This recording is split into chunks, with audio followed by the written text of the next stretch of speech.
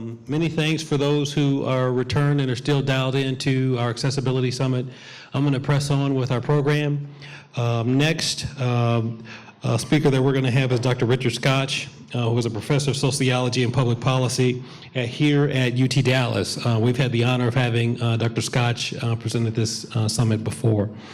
Dr. Scotch's research interests include social policy reform and social movements in disability, healthcare, education, and human services. He's published 3 books and numerous articles on disability politics, policy, and law. So along those lines, I welcome Dr. Richard Scotch to our summit.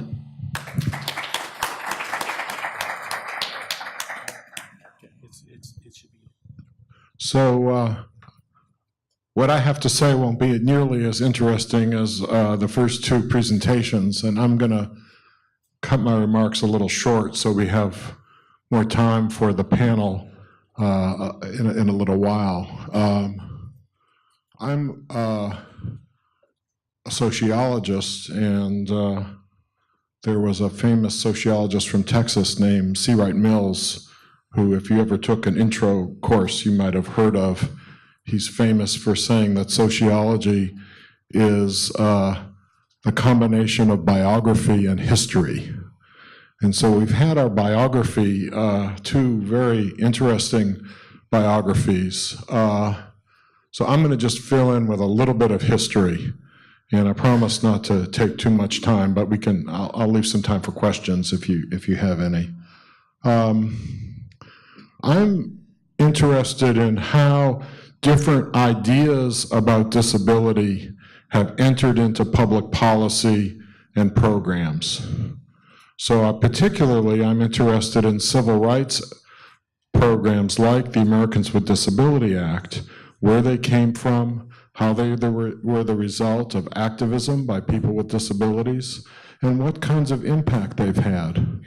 So let me just talk a little bit about 2 competing definitions of disability. And some of you who work in the field will be familiar with these. We distinguish between the medical model of disability and the social model of disability. The medical model, which was prevalent really since the late 19th century, focuses on people's impairments. Here is somebody with CP or epilepsy. Here is someone who is blind. This is their impairment. This is what they can't do. This is why they don't fit in. This is why we might need to just set them aside or somehow fix them. And so a lot of the policies up until the 1970s focused on fixing people. And not that there's anything wrong with fixing people. If someone has some problem that needs to be corrected, let's do it. But since the early 1970s, we've also thought about disability not just as a characteristic of the individual who has an impairment, but as the relationship between that individual and that person's environment. Let me give you a few examples. If you use a wheelchair, you can get onto the stage pretty well. But if you were assigned a seat back there, you'd be out of luck. You wouldn't be able to get up the stairs. So, you're a panelist, you're not disabled as far as your wheelchair is concerned. You're assigned to a seat in the back, you can't participate. If you're someone who has a learning difference that doesn't allow you to read print, if you have access to audible information on your computer screen or in your textbook, you're not disabled as far as getting that information. But if you are in an environment that does not offer that only offers print, you're out of luck.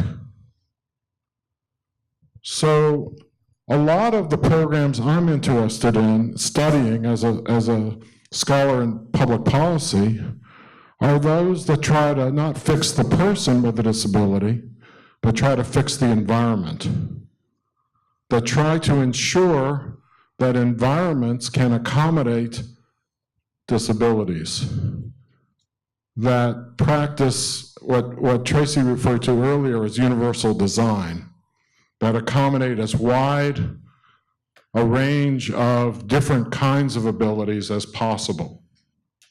And we first started to see some of those laws passed in the 1970s.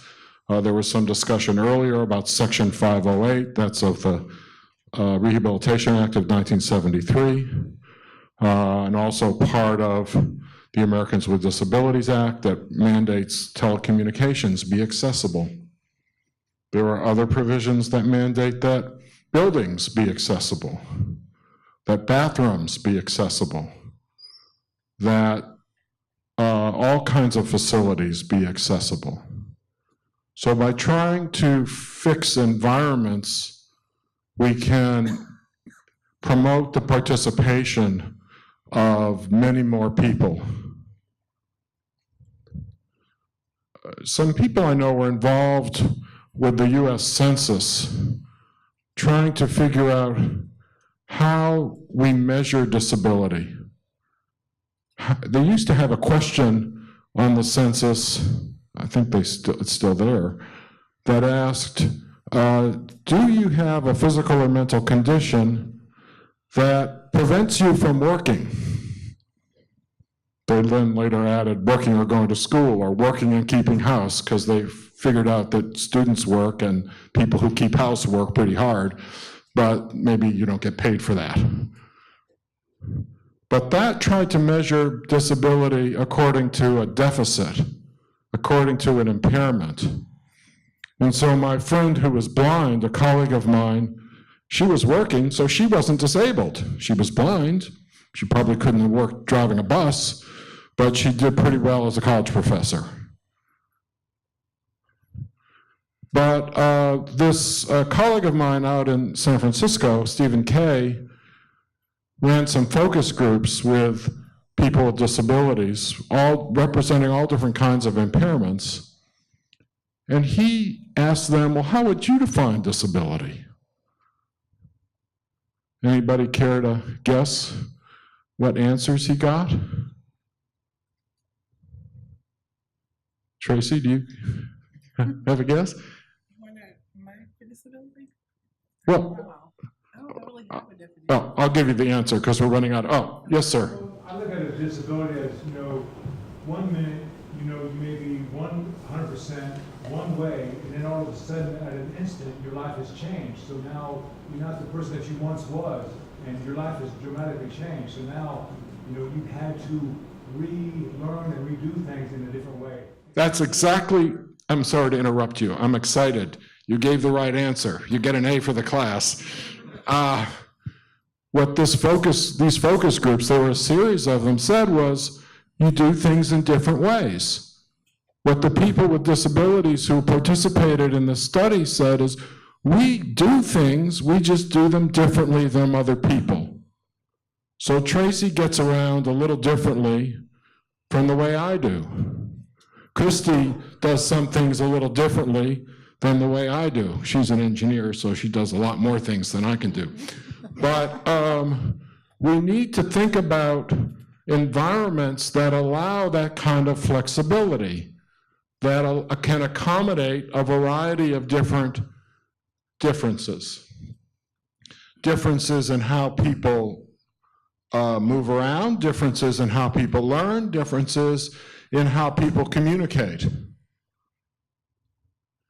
And we need organizations and we need public policies that promote those kinds of environments that can accommodate differences. So, how do we get those? Well, sometimes we just need to give people some good ideas. Raytheon obviously has come up with some really good ideas for doing this. But sometimes we got to hold people's feet to the fire. We've got to hold them accountable. We have to encourage them.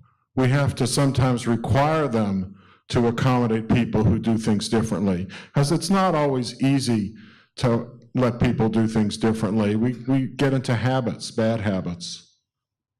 And so by accommodating people, we may be able to get more productive employees. We may be able to get more active citizens. We may be able to have better neighbors. We just need to find better ways of accommodating them. In 1986, there was a government agency called the National Council on Disability. It was appointed, it had existed before, but by then all the members were appointed by Ronald Reagan. So they were pretty politically conservative.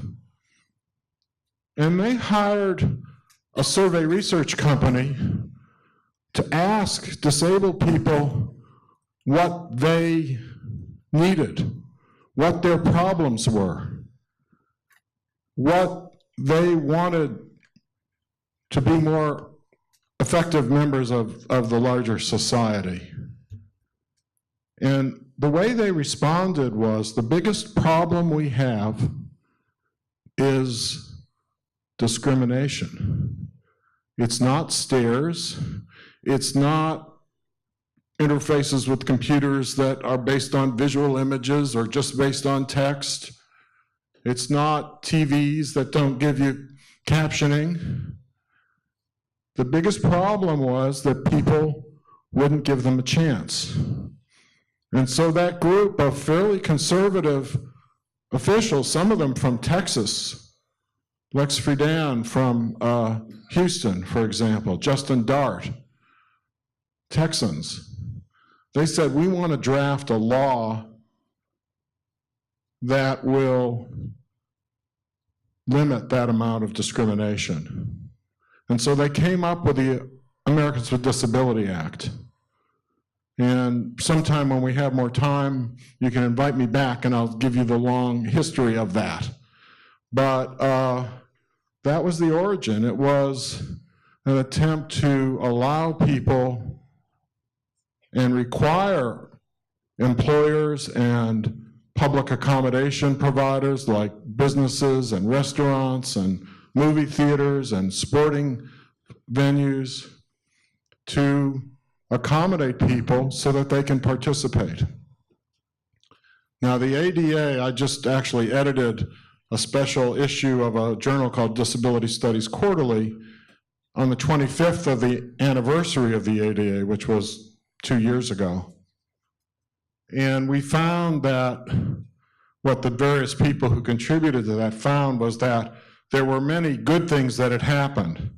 Employers like Raytheon, buildings that were accessible.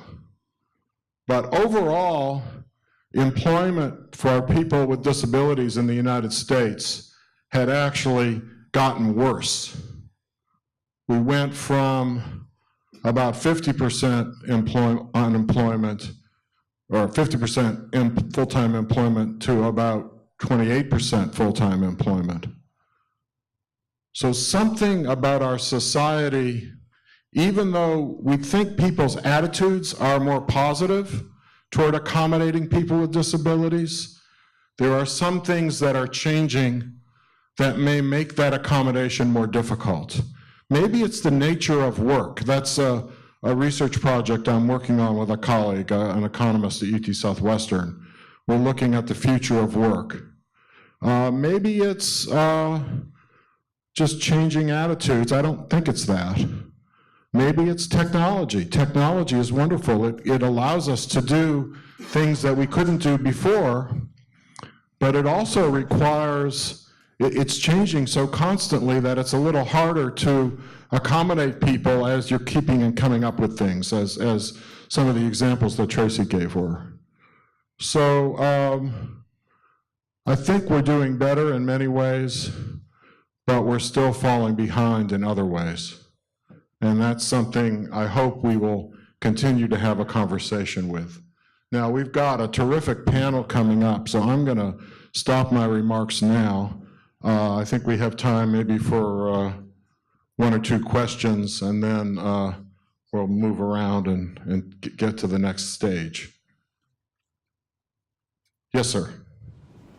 I'm Scott Greenfield. I was a military veteran, as I mentioned earlier. I'm a disabled veteran. And anyway, my question to you is what the ADA and other policy positions that have been put forward, it almost sounds like from your narrative, it sounds like we may have taken a step backwards, and I guess the second part of that question is, on the numbers you threw up, it used to be we were at 50% employment, now we're at 28% employment. How much of that number was predicated on who was rightly defined and broadening a sense of the term of disability that may have impacted that number? Well, I think we understand more about disabling conditions now than was the case in 1990, but I don't think the answer to your question is that there are many more disabled people.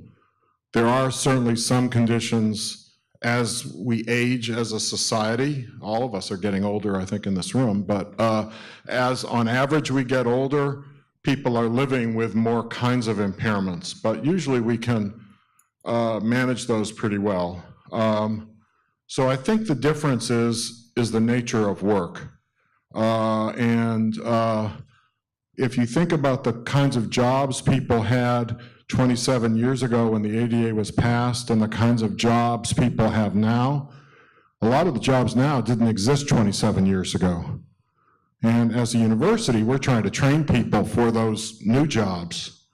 But they require high levels of education, and despite our policies that promote people's equal access to education, a lot of kids with disabilities are not getting the kinds of education they need. They experience in some of the kinds of experiences Christy had and in some of her early schooling. And so I think to some extent it's just the changing nature of work. And this doesn't just affect people with impairments, it affects older workers and workers with less education. And so that's been discussed a lot in the kind of, with some of the political debates we've been having this last year. But I would guess that that's the main reason, but I don't have data. I'm actually going to be working on a study with this economist friend of mine to try to figure that out. So I'm going to see if there's one more question, and then I will get off the stage. Real quick, Dr. Scott, whenever you mentioned about accommodating, people with disabilities, it kind of sounded like what Chris was saying, because I've heard people say, well, we have to accommodate these here. Wouldn't it be better to maybe say, making them more accessible for someone? Because it kind of brings like a little stigma, Right. kind of sending in a way. We have to accommodate these people. Well, I think you're right, although I think the very process, sometimes the words we use pick up stigma. The word welfare used to be seen as a real progressive idea, and now everybody's real against it. So I think whatever we do, what we call it, may acquire stigma. But I think the answer is what Tracy said, which is to try to have design baked into products or baked into buildings or baked into hiring processes so that we don't have to do special accommodations, that we basically are treating everybody the same way. And we therefore can provide access or inclusion, which would be maybe a better word. We can include people, not just who are very according to their physical characteristics, but maybe just their learning styles, or maybe other kinds of interests. Let's try to have a more flexible institutions that can accommodate all kinds of diversity. And then we don't have to feel like we're making special efforts for people. But I will make one point, and this is not about stigma, but the laws only require accommodations that don't create an undue burden. And so often what we're asking of businesses or government agencies, of employers, is not that they just destroy themselves to provide accommodations. It's usually, the average accommodation after ADA passed was about $500. When you think about the cost of training and retaining employees, $500. Typically it was changing the height of a desk or table so that a work surface could accommodate someone who used a wheelchair. You know, $500 isn't that much. But if it was a really small mom and pop business, you know, that might be more of a burden than if it's Raytheon or TI. So, or the University of Texas at Dallas. You know, we can accommodate people pretty well here. We don't always do it, but we usually try pretty hard. Well, I could keep on going, but we have some more interesting people to be on our panel. So I will thank you for your attention, and I'm going to stick around and listen. I hope you will too. Thank you. Thank you very much, Dr. Scott. So what we're going to do is we're going to transition the stage a little bit for our panelists. So if you would, again, I'm going to have Tracy, she's going to stay with us. Ms. Mandingo, we'd like you to stay with us as well if your schedule allows. If I can have Diana at Alatalo, I hope I am saying that correctly, come to the stage. If I can have Marco come to the stage. If I can have Addison Walker come to the stage.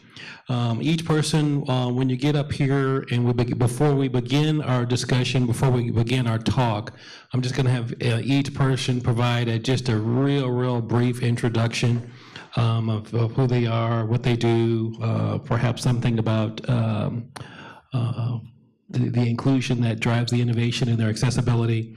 And then I'm going to present the topic, which is what are the tools and the resources needed to change the focus from disability to ability. So again, if we can have all our panelists come to the stage. Also, what I wanted to point out too really quickly, I'm hoping you, if you have the time to go, fantastic. If you have the opportunity to encourage others to go, even better. Raytheon is having a recruitment fair tomorrow. It's going to be from 2 o'clock to 5 o'clock. For those that are familiar with the campus, just directly over here is our visitor center. And in the open area or in the atrium, Raytheon is going to do a recruitment fair, a job fair. I'm told it's 2 o'clock to 5 o'clock. I'm also told that all majors are welcome. So it doesn't matter what your major is. If you certainly have the time, we'd encourage you to bring, I would suspect, resume, and encourage individuals who are also looking or potentially looking to also bring resume. Okay, and again, if you know any alumni that's also, as the politically correct term is, in between jobs, I guess, or the cliche I often like is the best time to look for a job is when you have one. So again, take advantage of the Raytheon recruitment fair tomorrow, 2 o'clock to 5 o'clock in the visitor center bookstore area, which is this building just over here. Okay, all right. All right. I just get to be a talking head today, which is super exciting. My name is Michael Thomas. I'm the executive director for a nonprofit organization here in Plano, Texas, called My Possibilities. We're continuing education for people with intellectual and developmental disabilities. So we kind of cross over into the education space quite a bit. I will say I love any conversation about diversity and inclusion. And my hope is that everybody that's here, that we all, to Dr. Scott, some of your comments, that we outlive the need for an inclusion department or an ADA, guidelines that acceptance is acceptance, and it's just the nature of people are people. So what we're going to do here, it's kind of piggybacking on Dr. Scott's comments a little while ago, and he's actually, I caught him as he was walking off. He's been recruited to be sort of like a sub-panelist. He'll hopefully provide some guidance as well. What we're going to do is I'm going to introduce the panelists that are up here. some of whom you know from speaking earlier today. And we have one main question. We're going to go down the line. But I'm a big fan of conversation, so if at any point something that somebody says triggers an idea or a comment, by all means, panelists, feel free to chime in, add some color. So the first two I'll mention, Ms. Tracy Jordan, who spoke earlier. We're happy to have you on the panel. Assistant Vice President of Senior Quality Assurance and Analyst and Tester at Bank of America. Christy Mandingo, MBA from Raytheon, is going to stick around with us and support the panel as well. Thank you very much. And to my right, on this other side here, we have Diana Alatalo, Mechanical Engineering with the Eric Johnson School of Engineering and Computer Science. We have Marco Mendoza, Director of Human Resources for University of Texas at Dallas, and Robert Millard, Vice Chair of Employability, and subbing. I'm going to just keep, I'm going to throw stuff at you the whole time. So, okay, so the question, it's pretty straightforward, and it's kind of piggybacking on our last speaker. Question is, and the topic is, what are the tools or resources needed to change the focus from disability to ability? So I'll say one more time, it's not a test or anything, but what are the tools and the resources needed to change the focus from disability to ability? And so I didn't have like if there's somebody who would like to go first, I hate being the person to just say go, but feel free to speak up. Well, I don't mind stepping in first. Good afternoon, everybody. So my role here at the university is to work with individuals who do need workplace accommodations. And I think that one of the most critical things, and we've heard it all afternoon, is being an advocate for yourself, education, and communication. And I think those three things are the most critical when I'm talking to an employee who needs assistance in performing their duties. They're often extremely embarrassed about the condition. So creating that safe space, but also understanding from my end that I don't know everything about their condition and I don't know how to help them in many situations. I mean, there's the basic things when somebody needs a desk so that they can stand. Those are pretty straightforward kinds of things. But when you're dealing with a condition that is something that you're not familiar with, you have to be open to asking questions, and then the person on the other end has to be open to giving you that information. And so really how I see it is a conversation and really a session about being educated on my end as well as theirs. Thank you, sir. How about we jump over to the other table? Christy or Tracy, thoughts on tools or resources needed to move from disability to ability? Hot mic. If I can. So the concept of ability, everybody has ability, whether they have a disability or not. So reframing the workplace, especially for hiring managers alike, if we train the managers to ask everyone about their abilities and how they learn. One of the best books to actually get the concepts is The 5 Love Languages. I know it's not a management book, but knowing everybody's ability, whether they have a disability or not, and frameworking every single employee as a unique individual and getting our managers to recognize that will change the culture of ability. So I think that's really the only way to break down that barrier of disability versus ability is to start with how we approach abilities from the core. I love the idea of it coming from the company and working its way down, that the nature is, rather than have policies or have statutes for supporting disabilities, it's more of you used the term unique earlier quite a few times, and the idea is that every employee, regardless of who they are, is unique, and highlighting their abilities and their uniqueness, I think, would go a long way. Other side, Diana, Robert. I'll jump in. My name is Rob Millard, and I am also the Vice Chair of Employability. It's a group of volunteers that put on job fairs and things here in the community, but I'm also the director of a nonprofit called Bridges from School to Work. And what we do is we help young adults with disabilities transition from school to work. And one of our major funders is the Marriott family. And I think one of the things I heard Mr. Marriott say a long time ago that really resonated with me was we really wanted to look at the young adults that we serve within our Bridges program and look at their capabilities and not their disabilities. And this is something he said 20 some odd years ago. So that was very cutting edge back 27 years ago. But it still holds true today. Like Ms. Mangiego said, we've got to really change society's view of how we view people with disabilities. That's the biggest tool, change, hearts and minds and attitudes. And so really view people's abilities. We're all different. We all have strengths. We all have weaknesses, even if you're disabled or not. Some people are great in math. Some people are not great in math. And so I think looking at each individual as an individual, that's the first step in really changing how we view this situation. Tracy, would you be comfortable with me throwing you a curveball? Absolutely. All right, fantastic. So, Caught it. gonna tweak the question a little bit. Specifically, focus on within the working world. So specifically, you're at Bank of America, an organization that, if you guys are not aware, they're one of the most forward-thinking organizations I'm familiar with in regards to hiring and supporting people with disabilities. So hearing that you work there, it makes total sense to me. They're already kind of there. So in the workplace, what sort of resources are needed there for employees to support an individual's abilities rather than disabilities?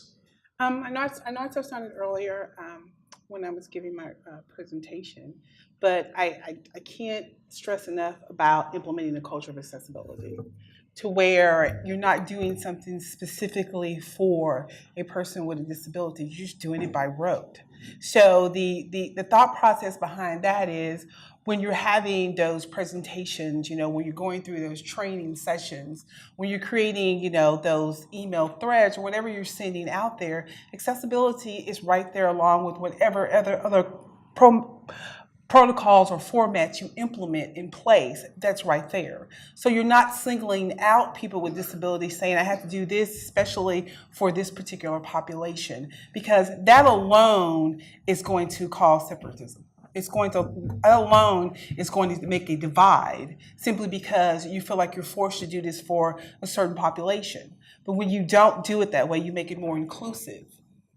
Therefore, people with disabilities do not feel like they're being singled out. And I experienced that myself, so I'm really talking from an experience perspective. Thank you for that. Handled the curveball very well. Thank you. Diana? Well, I'm not really sure so much. I'm still a student. I'm in the PhD program, but I have been dealing with.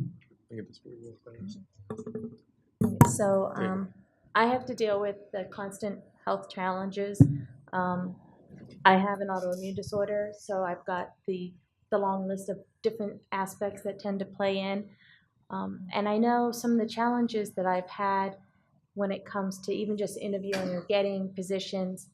Sometimes it's just been scheduling or being able to be open with it, saying, hey, this is something I would like to address, and when do I address it?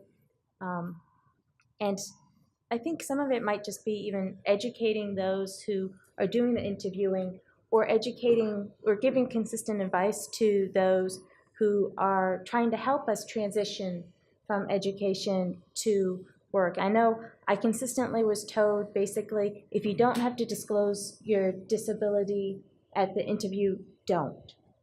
And then you come up with other challenges of, okay, well, I don't need a physical accommodation.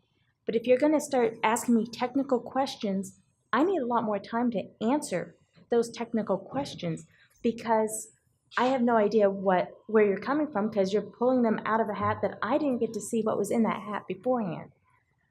So I need more time to process that. Whereas if I'm working on a project and I'm working on the same thing every day, I can process the new information a little bit faster because I have a frame of reference immediately to go from. So that's a challenge, to say, okay, you're interviewing me and you're going to throw questions from 20 different angles at me, and I'm not supposed to let you know, I really need more time to process these questions. without coming across as looking inept at what I can do. So making the whole interview process even open, it would be great if I could go in and say, look, right off the top, I can do what you need me to do. I know I can do this job. It doesn't matter what the job is, because for me, what's more important is that I have the environment to support me in this job. And that environment may be that, yeah, this week I can work 40 hours, but if you work me 3 weeks in a row at 40, 45 hours, I'm gonna crash, and I'm gonna need a week or two of maybe 15 hours. Or so having that flexibility based on what my abilities are and what my own limitations are. So there's a bit of a challenge, at least from my perspective. I went back to school. I was a nurse before I went into engineering. With my health challenges, I didn't feel it was safe for me to work as a nurse, because in an emergency situation, you don't want somebody that has a sudden problem with slow processing speed. You want somebody who's going to be able to evaluate the medical situation immediately. So I pulled myself out of that situation because I thought it was the safest thing to do. And I went back and, I'm doing the engineering, and I've kept everything as broad and open as possible because I know what my limitations are, although they keep having to adjust as my condition changes. But if those who are interviewing and those in the workplace, if there is a way to be open about it, to let that be known right from the beginning without having to worry that the person doing the interview is going to have a negative impact on this, because you don't know the interviewers, and you don't know how are they personally going to view this, especially if you come in and you look normal. If everything appears to be completely average, you don't know that, what challenges. And it's the same with anybody who doesn't have any sort of limitation compared to average society, but we all have different abilities, and I think that's been great that it keeps getting pointed out that we all have our own limitations, we all have our own abilities, but being able to be upfront with the fact that I have this limitation, and I can do this job. I wouldn't have applied if I didn't think I could do this job, but how else can I stand out? I don't know. So having that open communication and making it feel like I can go into a job interview and say, hi, yeah, I have this. I can do this job. I have these abilities, but I'm just going to let you know. If you're going to suddenly throw me a circuit design and ask me about a component and expect me to be able to answer it like somebody who's 19 years old and is fresh out of a circuits class, it's like, yeah, well, I may not be able to do that because my mind happens to be on structural forces at the moment. So I can't transition as fast as somebody else might be able to transition. Doesn't mean I can't do it. It just means I need to have that time. So it would be great to be able to have that type of environment and be able to have that openness from the start. Yeah, it challenges the workplace to look at work differently. The question about work is changing, and rather than saying, well, this is always how this job works, this is always how this job works, it's more along the lines of bringing somebody in, knowing they have the skill sets to do it, and accommodating that throughout the collective body of work.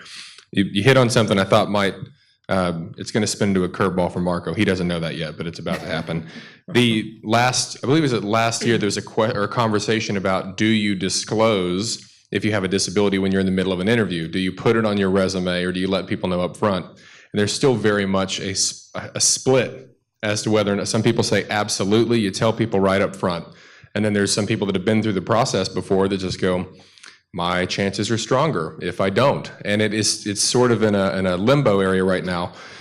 I think that stems from education. I think ultimately, to your point a second ago, you know the material, and your nature of disclosing or not has nothing to do with whether you think you can or can't do the job.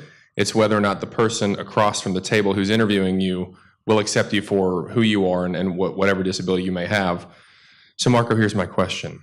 In regards to the realm of education, we look to our teachers to be, the ones that sort of establish and support change. Do you feel, as somebody in the human resources world, that the educators and the staff of a higher educational institution like UT Dallas are trained or educated to be able to sort of be at that level of understanding or accommodation for people that have disabilities? That's a difficult question to answer because I think it depends on the person that is conducting the interview. I think it depends on the faculty member. I hate to throw everyone in the same bucket because everyone, you have both ends of the spectrum. You've got faculty members that are extremely good at working with individuals, and you have managers that are extremely good at working with individuals. As far as education, I think there needs to be more of that. In speaking to the interview process, I recently went through an interview process with several individuals, and one of the things that I did this time around that I learned from the last person that I hired was, you didn't tell me that I was going to be walking across your campus. And she didn't want to tell me then that that was going to be difficult for her. So at the end of the interview, she was really struggling, but I honestly didn't pick up on it. So this time when I was interviewing individuals, I let them know that we would have panels of 4 or 5 individuals because there are individuals that have anxiety. And so they walk into a room and they're not expecting to be meeting 4 or 5 individuals, sometimes more. So giving that information up front was very helpful to the applicants. And I understand that sometimes managers want to have the element of surprise, but I think now you should be more focused on, can they do the job? And as far as revealing whether or not you would need an accommodation, I think that managers need to be very upfront with what the duties are. And if the applicant is not understanding, then I would encourage you to make sure you're very clear on what the duties are. That way, if you get to a point where you're like, okay, this is the point where maybe we need to have this conversation, then you kind of know that. But if there's no need for that, then there's no need for having the conversation at that time. So you kind of just have to gauge where you're at depending on what's needed. I was sitting in an interview this morning and we were talking, it was for a parking and transportation position. And what they're going to do with the top 2 candidates is take them out at night because they're going to be working at night and putting boots on vehicles. So you can explain that all day long and people will say, I can do it, I've got it, it's not a problem. But what I told the hiring manager is, why don't you bring them in at 8 o'clock one evening so they can experience what it's like working at night. They're with one other individual and they're having to pick up a boot and put it on a vehicle. And then at that point say, does this look like something that you can do? But again, that's the transparency of the job because they've had so much turnover. Individuals get in the job, a few weeks or a month down the road, they're like, yeah, this is not for me. And you've wasted so much time trying to train the individual. So again, education on both sides and that transparency about what the job is going to be, I think is, if you can have that kind of a model for every interview, then the discussion of a disability or non-disability or anxieties about one thing or another are really a non-issue. Go ahead, Robert. If I could just add to that, Michael, I think it's great companies like the companies you have up here, Raytheon, Bank of America, that allow their human resources professionals to kind of think outside the box in the interview process. For instance, I had a young man who was, and I'm not trying to plug Bank of America, but he was interviewing at Bank of America. His challenge was his thought process, his speech could not keep up with his thought process. And so I kind of explained this to the HR professional, and they came up with on their own, let's have this young man do an interview written. Well, I'll write down questions, and he can respond in writing. And I thought that was genius. So it's a very simple accommodation. Talking about accommodations costing less than $500, but it was brilliant because he could do the job. He had the skills, he had the abilities to do the job that he was interviewing for. But in the interview process, he wouldn't interview that well. And so this HR professional was given the leeway to be creative in how they wanted to interview this young man. And he turned out getting the job. And so it was just very simple. So I think educating the HR professionals, giving them the leeway and the kind of right to think outside the box and how they interview with people, as long as they have the skills and things they need for the job, but they might not interview in the best way. So that's just a one example that I think we can, again, continue to grow on and encourage people to do to try to incorporate everybody into the world of employment. Thank you. So first of all, I learned, before we jump to general Q&A and questions for the panel, I learned just now never to park at UT Dallas after 8 p.m. Is that accurate? It's accurate. They boot all day. Okay. There's a serious boot program. Make sure you're parked in the right They're car. hiring for boot people right now, so that should tell you everything you need to know. Okay, general questions for the panel. You've got a widespread expertise up here and different experiences with disability. Looking for, it could be insight, it could be a question, whatever you guys would like to add to the discussion. Do you think that now there is less stigma against disabilities than there were previously? Does anybody want to take that one? Do we think there are less stigma today about disability than there was previously? The simple answer is no. Education of what some of the disabilities are, yes, but because of the technology has gotten to the point where YouTube is viral, right? So now the interpretation of what a disability is and the scariness of what a seizure is and everything. So now the stigma is, oh my God, I can't have an office next to you. Like, you're gonna have one of those, right? So I wouldn't say the stigma's different. The stigma has modified. The stigma has escalated into a viral technological method. And until we get to the point of wrapping our head around the new age of social media and expressing that everybody is different, everybody has different abilities, and it's not scary to be different. And yes, some disabilities are scary, but they're there, and people still, people live, people die, and this is the way it's been for the entire age of time, and we are just now getting the point where it's in social media, so it's like in your face. So I'd love to piggyback on that.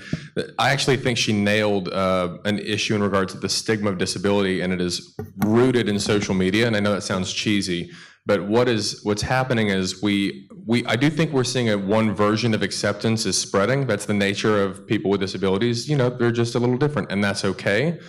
The flip side of it is we're also romanticizing, the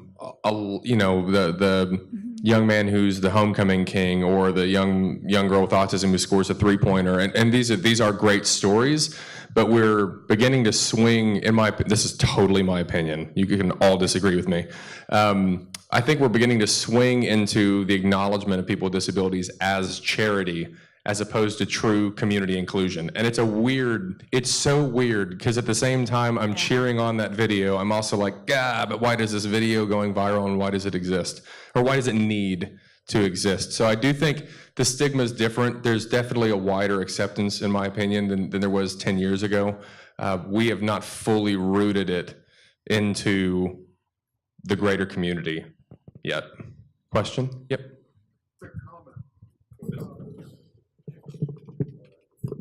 I think, I'm sure no one on the stage would have this, but I do think there's a problem that we have this culture that says if you really try hard, you can do anything. And that's not true. It's not true whether or not you have a disability. I'm not going to run a marathon. Maybe I made bad choices and it's all my fault.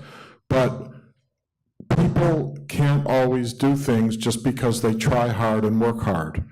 Sometimes they can. That's terrific. But we need to also expect that people are going to fail at some things. And it's not because they're not trying, and it's not because they're not talented. It's just because sometimes we're not successful. And so I think our expectations have to be adjusted for that. And I think with social media, sometimes we have this very high standard. I mean, it's the same with disease. People think, well, if you really, really fight cancer, it's not going to get you. That's not true. Sometimes it gets you. And sometimes having an impairment gets you. And that's what I had to say. Yeah, go ahead. I'd just like to add something to that, to this young man. I work with people with disabilities. I'm a teacher in Richardson. And as far as people being accepted and being hired, I have seen a great improvement over the last 20 years. And I think a big part of it is because a lot of the employers that I go to are younger people who have grown up with people with disabilities and seen what they can do.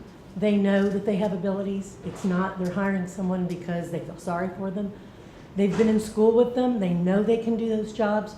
So when I cold call on a business and I see a young manager in their 20s, 30s, sometimes 40s, I know I'm going to have a pretty good chance of probably getting them in the door. When I see someone my age, I'm like, oh, because when I went to school, I didn't have people with disabilities in school with me. They were down the hall or at another building.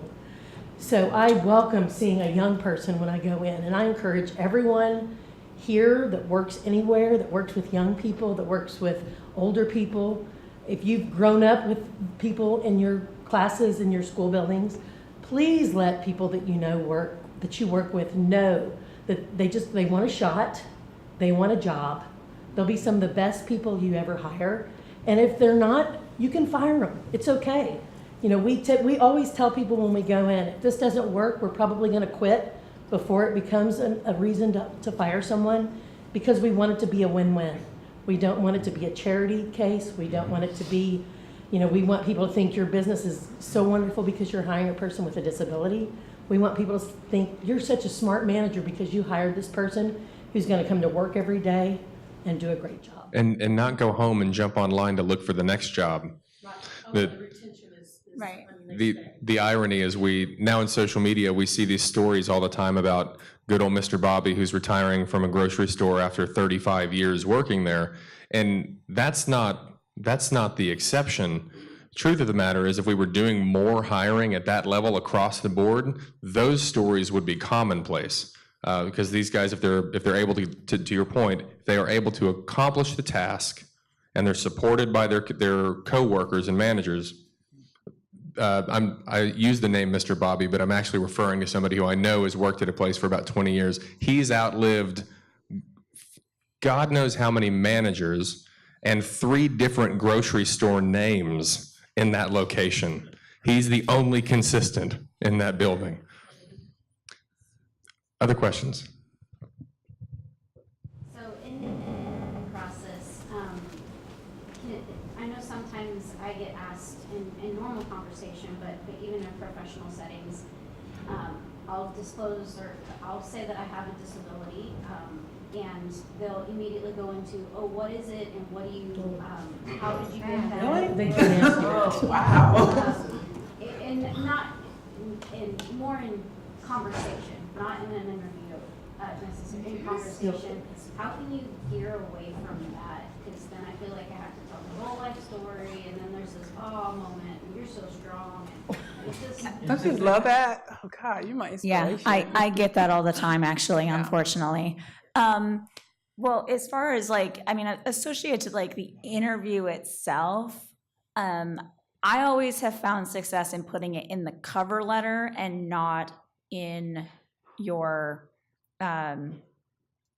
your resume, so that if they read the cover letter in advance and how you write your cover letter in terms of laying out what you want to say, it's and basically ending it with, I can do the job.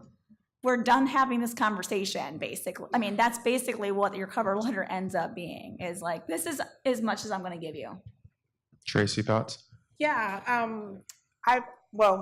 my disabilities are visible, so I never go into an interview without that knowledge being given beforehand. My skill set is what sways it. My experience, my education, So I don't necessarily want to be a part of a company that's going to take my disabilities and hold that against me. So I definitely want to disclose that beforehand. So it's on the table. And I do open up discussions doing interview processes because I know they're wondering. But it's not because they don't think I can't do the job. It's their lack of knowledge of assistive technology, the methods that I'm going to utilize in order to do my job. So I usually open up that discussion myself on how we're going to do that when we're talking about duties and tasks. And then, of course, I make them understand you're also being interviewed too. So I ask those questions, is this the place where I want to be a part of? Do you have this in place? And it's not necessarily about accommodations. Is this a diverse company? I ask those questions right back. So interview is a two-way street. It's not just you being interviewed. They're being interviewed also. Thank you for that, Tracy. I really like to capitalize on that. So if you show that you're really strong in that area of putting them on notice that you have expectations of that company as well, they will see that. And it will not go unnoticed. Everybody could do me a favor, join me in a round of applause for our panelists. Thank you so much for the feedback there. And I will hand the mic back over.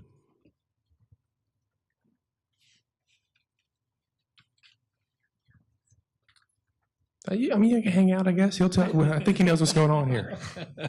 So again, for all our panelists, certainly for all our attendees, if I can just get one really, really good round of applause for everyone that came and talked today. Thank you all very much for your comments, your suggestions, and contributing to the Accessibility Summit for 2015.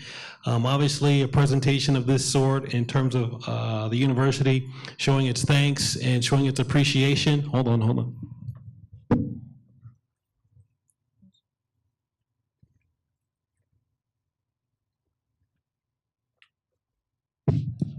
Again, I have this holding in my hand, and Ms. Jordan, I have a token of our appreciation for you. I'll read it. Fall 2017 Diversity Lecture Series. The theme is Inclusion Drives Innovation. This is presented to Tracy Jordan in recognition of your commitment to the goal of diversity and inclusion at UT Dallas, presented to you by the Office of Diversity and Community Engagement on October 10, 2017. Congratulations. Thank you. Thank you. This is yours. Thank you. That's for you. Thank you very much. And I certainly want to emphasize that we too also appreciate you, Ms. Mandingo. I can also say ditto. Can I say that? Can I say that? Okay. Say ditto. Yeah. But in all seriousness, for sure, the Office of Diversity and Community Engagement also thanks you for your encouraging story and your endless passion. And if you've met someone that says never say never, this is it, walking and talking right here. So, Ms. Mandingo, thank you very much. Thank you. Thank you very much. And on that note, what I'm going to do is I'm going to have, in terms of wrapping things up, I'm going to have the Assistant Vice President for the Office of Institutional Equity and Compliance and also the Title IX Coordinator for UT Dallas come to the stage and offer a few encouraging words. Mr. James Dockery. Thank you, sir. Thank you. I promise I'll only be a couple minutes, but again, I want to say thank you to all of the guest speakers and the panelists as well. Many thanks to our partners, Raytheon, for all you do, for not only for UTD, but for this great country as well. And so thank you very much for your partnership. In addition to that, I'm going to set forth a little small tease. Down the hall, there's heavy hors d'oeuvres, great food, and great opportunity because it's now just 15 minutes after 5. It's time to sort of really get some great food in you. And then we're going to continue this discussion because there's something absolutely fantastic that we're going to provide you doing doing the next round, and that's going to be down the hall in the executive dining room. There'll be people right outside who will show you where that is. But so it is 17 minutes after 5. So let's plan on being there at as soon as you can. Why don't we do it that way? Dr. Fair, any parting thoughts? Anything else? Again, thank you all, because the success of this is because of each one of you, but I can tell you there's something special yet to happen. So I expect to see you all there, indeed. Good night. Thank you all.